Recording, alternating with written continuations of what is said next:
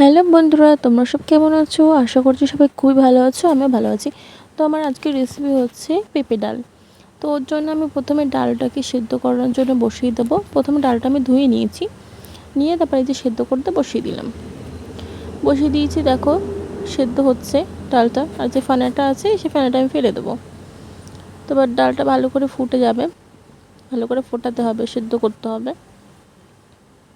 এই দেখো, তারপরে যে পেঁপে আর একটুখানি আলু কেটে নিতাম সেটা দিয়ে দেবো, যাতে এর সাথে সেদ্ধ হয়ে যায়।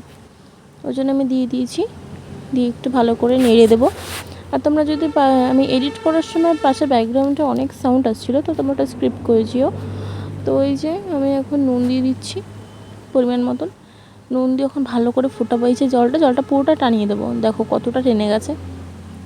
ভালো করে সুন্দর করে করে নেবো, সেদ্ধ করে নেবো।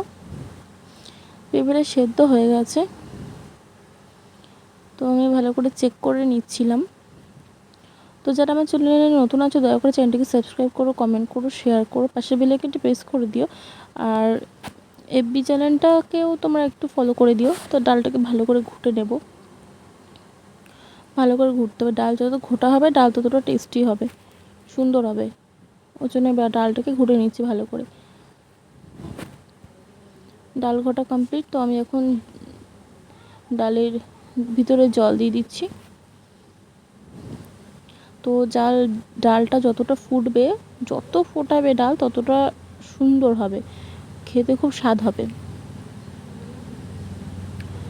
তো আমি এই যে ভালো করে এখন ফুটিয়ে নেব। এখন আবার একটু দিচ্ছি লবণ আর একটু হলুদ দিয়ে ভালো করে নাড়াচাড়া দেবো দিতে হবে।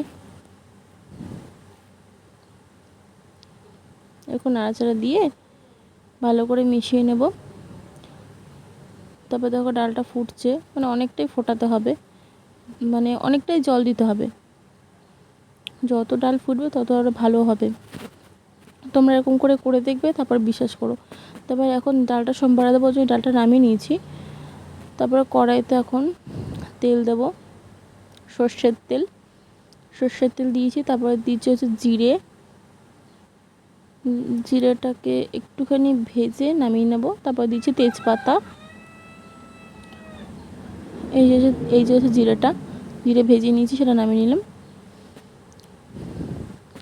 তারপরে পেঁয়াজ কেটে নিয়েছিলাম, সে পেঁয়াজটা দিয়ে দিলাম। পেঁয়াজটাকে আবার সুন্দর করে লাল করে ভেজে নেব।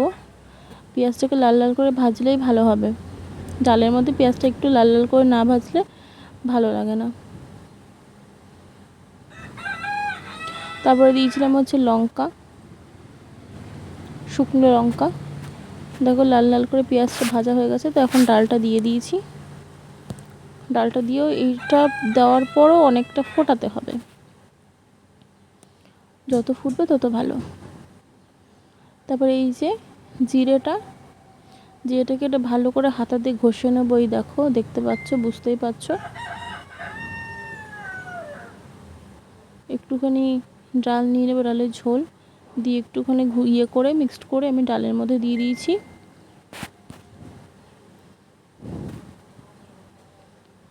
এবার ডালটার সাথে ভালো করে মিশিয়ে দেবো। তো ডালটা ফুটবে, যত ফুটবে তত ভালো হবে। বারবার করে বলছি, তোমরা এরকম করবে, দেখবে ভালো লাগবে। এরকম করে খেয়ে দেবে, খুবই ভালো লাগবে। এটা হচ্ছে নিরামিষ ডাল। নিরামিষের দিনকে সবাই একটু বানিয়ে খেও। আমার কথা বিশ্বাস করতে না, তোমরা নিজে বানিয়ে খেও, দেখবে কতটা ভালো লাগবে।